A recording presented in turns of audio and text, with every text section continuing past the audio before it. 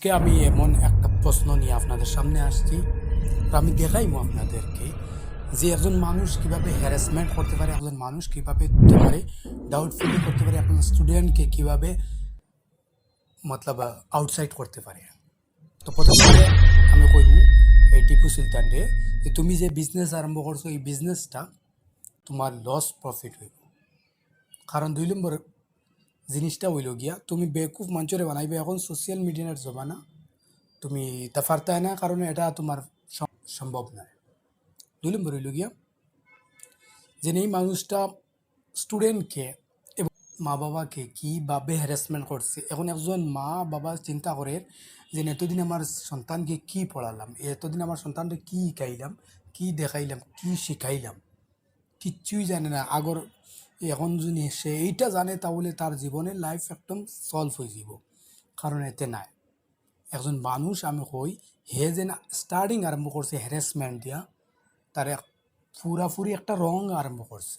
এখন সিম্পল ভাষায় একটা কই আমি একটা বিজনেস করতে হইলে গিয়ে তারা এক্সপ্লেন করা লাগবে যে না আমি স্টার্ট করছি, আমার পেন এইরকম লেখে স্পিড হইব, অত হইব, হত হইব।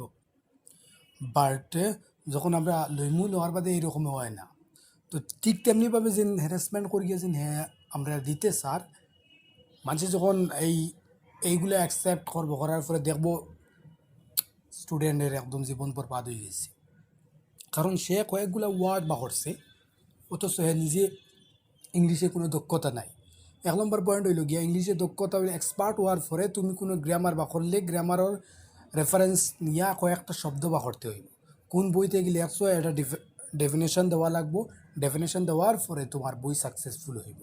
সে তোমার হেল্প কতরা, এর পরে তোমার কয়েকজন ইউনিভার্সিটির মাস্টারের কাছ থাকি বা প্রিন্সিপাল বা এক্সপার্টের কাছ থাকি তোমার এই সাইন নিতে হইব যে এক্সপার্টে বইটা পড়ছেন, পড়ার পরে তোমার বইটা অ্যাকসেপ্ট হয়েছে। এরকম যদি তোমার কিচ্ছু না হয় তাহলে তুমি স্টার্টিং করতে হইলে তোমার স্টার্টিং গলত হইব।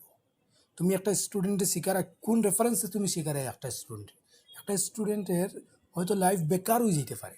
কারণ হে বুঝতেই পারেন না কি কোন সাইটে দিয়ে যাইব। যখন তোমার এই বইটা দেখবো, দেখার পরে হে চিন্তা করবো যে এই বইটার মধ্যে হয়তো আমার সলিউশন আছে, আমার যে কোয়েশ্চেনের সলভগুলো আনসারগুলো আছে। কিন্তু যখন দেখবো, দেখার বাদে কয়েকটা আনসার এমন গলতভাবে দেখবো, এমন কোয়েশ্চেন এমন আনসার দেখবো, দেখার পরে হে নিজে কনফিউজ হয়ে যাব। এখন যে এই শব্দ যেগুলো এগুলো কখনো ওয়ার্ড ইস্তেমাল হয় না, কখনো আমরা এটা অ্যাপ্লাইও করি না। যেমন কয়েক ধরনের ওয়ার্ড আছে আমরা জিন্দগির মধ্যে অ্যাপ্লাই করি না, হ্যাঁ না? এখন তুমি এই ওয়ার্ডগুলো শিকার পরে অন্য ওয়ার্ডগুলো তার মানে ডিপেন্ডেন্ট থাকবো, আমি ওগুলো মাতিম। তার সোসাইটির মধ্যে এইগুলো ওয়ার্ড ইস্তেমাল করবো, এইগুলো ওয়ার্ড অ্যাপ্লাই করবো, কিন্তু বুঝবেই না, মাস্টার বুঝবেই না, টিচার বুঝবেই না। হে যখন এক্সামের মধ্যে বুঝিয়া দিব, এক্সামে বুঝবেও না যে এই রং আনসার দিছি। তো একটা হ্যারাসমেন্টে একটা সন্তানের ভবিষ্যৎ লস হয়। তো আমি আশা করছি এই ভিডিও বা এই যত কি তুমি যদি আমার 1 নম্বর পার্ট যদি দেখো না তাহলে পুরাপুরিভাবে বুঝতে হয় না। এই যখন না 1 নম্বর পার্ট দেখো, তারপরে এই পার্ট দেখো, তো পুরাপুরিভাবে বুঝবাই একটা লয় কারেন্ট।